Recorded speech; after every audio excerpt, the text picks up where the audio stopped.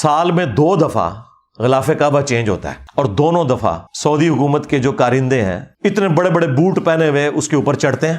یہ اسے رسپیکٹ دے رہے ہوتے ہیں, جوتیوں سمیت اوپر چڑھے ہوتے ہیں اور بالکل ٹھیک کرتے ہیں, جوتیوں سمیت ہی چڑھنا چاہیے. تو درو راٹھی کو جواب دیتے ہوئے اس نے کعبۃ اللہ کی توہین کر دی کہ سعودی کارندے اتنے بڑے بڑے بوٹ لے کے جناب کعبۃ اللہ پہ چڑھ جاتے ہیں, ایسا ہی کرنا چاہیے. نعوذ باللہ من ذالک. ویڈیو آپ دیکھ لیں, ننگے پاؤں ہوتے ہیں. اہدنا الصراط المستقیم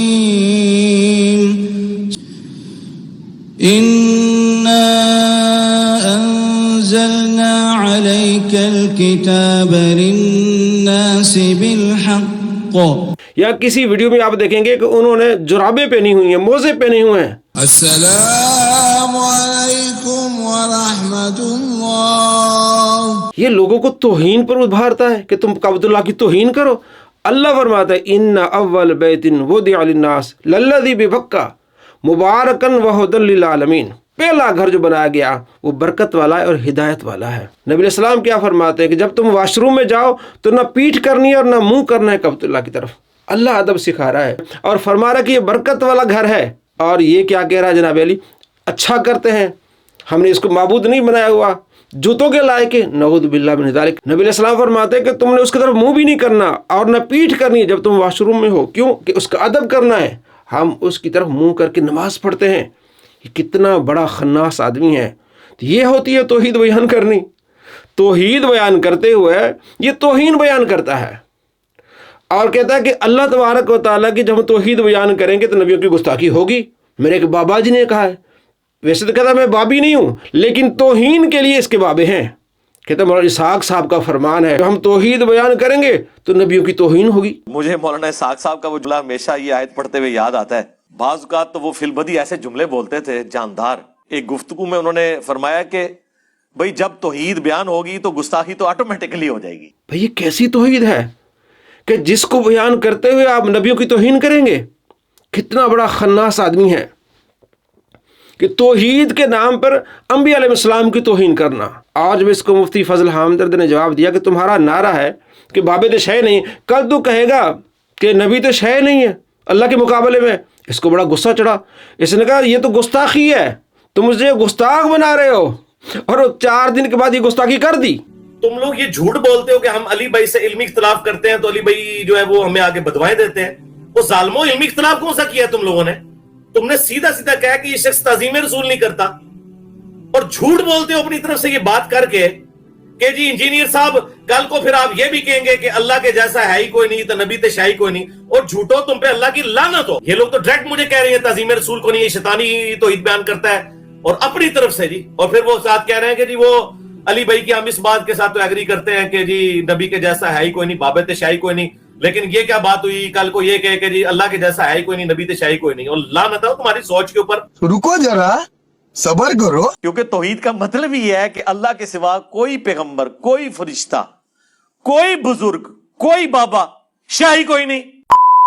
کہ اللہ کے سوا کوئی پیغمبر, کوئی فرشتہ, کوئی بزرگ, کوئی بابا, شاہی کوئی نہیں. آپ نے دیکھا کہ پہلے اس پہ غصہ ہو رہا ہے, لال پیلا ہو رہا ہے کہ جناب علی یہ تو گستاخی ہے, میں ایسی بات کروں گا. اور 4 دن بعد وہی بات کر دی کہ جناب علی نبی تو شے کوئی نہیں, نبی تو پیشاب نہیں روک سکتے. اللہ کے سوا کوئی پیغمبر, کوئی فرشتہ, کوئی بزرگ, کوئی بابا, شاہی کوئی نہیں. توحید کا تو مطلب ہی یہی ہے کہ کوئی انسان اپنا پیشاب بھی نہیں روک سکتا, خواہ وہ پیغمبر ہو یا ہم انسان ہو. یہ اس کی توحید ہے. اس توہین والے سے اپنے ایمان کو بچائیے جو آپ کو توحید نہیں سکھاتا بلکہ توہین سکھاتا ہے. کعبۃ اللہ کی توہین, نبیوں کی توہین, پیشاب کی بات کرنا نبیوں کے بارے میں. نعوذ باللہ من ذالک, پیشاب نہیں روک سکتے. اللہ نے کتنی شانیں دی ہیں انبیاء علیہ السلام کو. نبی علیہ السلام کے بارے میں اللہ کیا فرماتے ہیں, وما رمیت اذ رمیت ولکن اللہ رما. اے بابو آپ نہیں پھینکتے بلکہ اللہ پھینکتا ہے. یہ غزوہ حنین میں اللہ تبارک و تعالیٰ کے محبوب نے جب پتھریاں پھینکی تھی تو اللہ نے فرمایا آپ نے نہیں پھینکی, ہم نے پھینکی ہے. اللہ تبارک و تعالیٰ ان سے یہاں تک محبت فرماتا ہے اور یہ توحید کے نام پر انبیاء علیہ السلام کی توہین کرتا ہے, کعبۃ اللہ کی توہین کرتا ہے. اس شریر سے اپنے ایمان کو محفوظ فرمائیے. ہماری کوشش ہے کہ آپ کو اس کی شرارتیں آپ کو بتائیں کہ یہ شریر ہے آپ کے ایمان کو تباہ برباد کر دے گا. اور کیا سکھاتا ہے لڑکوں کو जनाब 1 अरब भी दे दो ना, वो नबी को गाली नहीं देंगे। और इसके चेले इसकी बात पर यकीन करके गली चौराहों में लोगों से कह रहे हैं कि नबी को गाली दे दो, हम तुम्हें पैसे देते हैं। चलो पैसे ले लो, तेनू होर पैसे देना मैं, जिन्ने तुसी कहो अपने नबी नू एक गाल काट दो। मैं अक्सर ये बात करता हूं कि आप दुनिया में किसी गुनहगार से गुनहगार शख्स को जो कलमा पढ़ने वाला हो, उसके सामने आप 1 अरब रुपया भी रख दें और कहेंगे 1 अरब ले लो, और वो गरीब हो, फाका कश हो, एक दफा नबी इस्लाम को गाली दे दो, कभी नहीं देगा। चलो पैसे ले लो, तेनू होर पैसे देना मैं, जिन्ने तुसी कहो अपने नबी नू एक गाल काट दो। बिल्लाह मिन ज़ालिक, ये तालीम देनी होती है।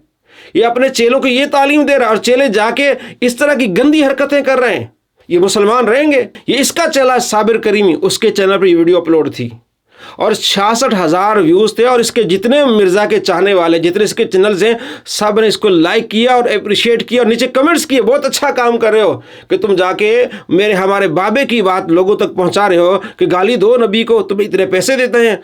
तो जो अगर वो दे देते हैं तो वो भी खुद भी काफिर हो जाता और वो भी काफिर हो जाते हैं, और उन्होंने नहीं दी, लेकिन क्या हुआ, कहने वाला काफिर हुआ कि नहीं हुआ?